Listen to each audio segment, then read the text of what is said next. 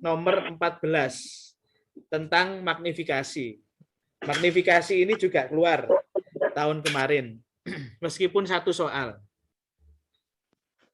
Radiografi pemeriksaan TMJ, magnifikasinya 4 kali. Radiografer mengatur FFD dengan jarak 100 cm.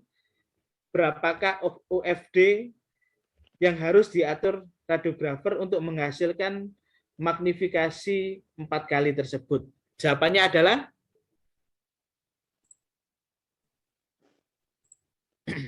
Mbak Dita, Mbak Intan, Mas Yuda, Mas Lalu. Jawabannya adalah nggak bisa, Mas. Oke. Ini ya. Jawabannya adalah A, 75 cm. Ini teman-teman hafalkan ya. Rumusnya magnifikasi adalah FFD per FUD. Teman-teman udah tahu kan? Sudah pasti tahu kan? Kalau FFD itu kan fokus film distance. Jarak fokus dengan film. FOD fokus objek distance. Jarak fokus dengan objek. Sedangkan UFD objek film distance. Jarak objek dengan film. Jadi rumus magnifikasi ini adalah FFD per FOD. FFD-nya kan sudah diketahui 4 kali. Pada jarak 100 cm. FOD-nya dicari. Oke, FOD jadi 100 per 4. Ditemukan FOD-nya adalah 25 cm. Setelah diketahui magnifikasi FFD dan FOD, maka sudah bisa menghitung UFD-nya. Rumusnya UFD adalah FFD dikurangi UFD. UFD-nya 100 dikurangi 25 jadinya 75. Ya. Jadi jawabannya adalah A.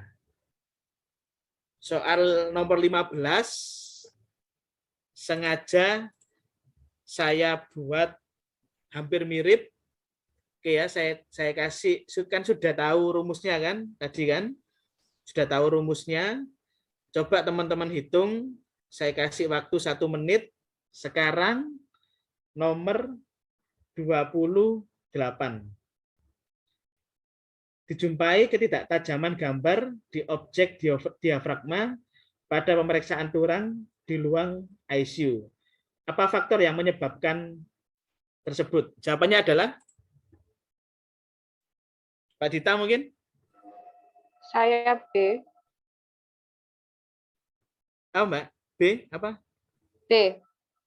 C. B. B. Oh, B. Yang lain? Oke ya. Jawaban yang benar adalah C. S-nya terlalu panjang. Teman-teman di sini lihat ya, detail soalnya ya. Ketidaktajaman pada objek diafragma. Ya. Diafragma ini kan bergerak. Jadi memerlukan pengaturan second yang singkat. Apalagi ini di ruang ICU. Di ruang ICU itu kan pasien tidak bisa mengontrol, rata-rata kan kondisinya jelek. Jadi tidak bisa kita kasih aba-aba, tidak, cenderung pasiennya tidak kooperatif. Jadi supaya ketidaktajaman gambar ini di objek diafragma dikarenakan pengaturan second yang terlalu panjang. Oke ya, teman-teman, nanti kalau waktu ujian SKB dibaca yang detail, hati-hati dengan kondisi pasien itu di mana, apakah anak-anak, apakah orang tua, apakah di ICU, itu tiap jawaban beda-beda. Karena ini pasiennya di ICU, dan ketidaktajamannya pada diafragma, di mana diafragma itu mengalami pergerakan, jadi memerlukan pengaturan second yang singkat. Jadi jawabannya adalah C. Sekarang nomor 45. Tentang radioterapi. Sumber zat radioaktif apakah yang banyak digunakan untuk penyinaran eksternal radiasi? Jawabannya adalah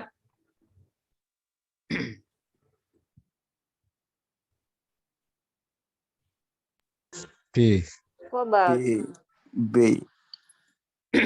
ya, Bebek. bebek. Betul, jawabannya adalah kobalt. Oke, saya jelaskan ya. Kebetulan saya 8 tahun di radioterapi, jadi saya kenal betul tentang alat radioterapi ini. Jadi radioterapi ini dibagi dua, yaitu saya kecilkan dikit biar kelihatan,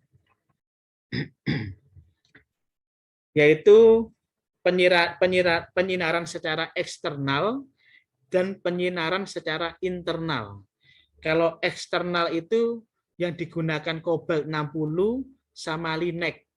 Sedangkan pada internal itu menggunakan brachyterapi. Apa sih bedanya? Kalau eksternal itu jarak antara massa kanker dengan alat itu ada jaraknya. Seperti pada ini fotonya kobal, pasien biasanya ditidurkan di sini, jarak antara target massa dengan sumber radiasi itu ada jaraknya. 100 cm, 150 cm. Sedangkan pada brachyterapi itu penyinaran secara internal. Jadi sel kankernya pada contoh di sini, ini pada pasien CA cervix. Jadi wire-nya itu kalau tidak bisa ditusukkan ke kansernya, kalau enggak gitu ditempelkan. Jadi tidak ada jarak antara massa dengan sumber radiasi. Bisa ditusukkan atau ditempelkan di massanya. Oke ya, jadi nanti kalau ada pertanyaan tentang radioterapi, teman-teman jangan sampai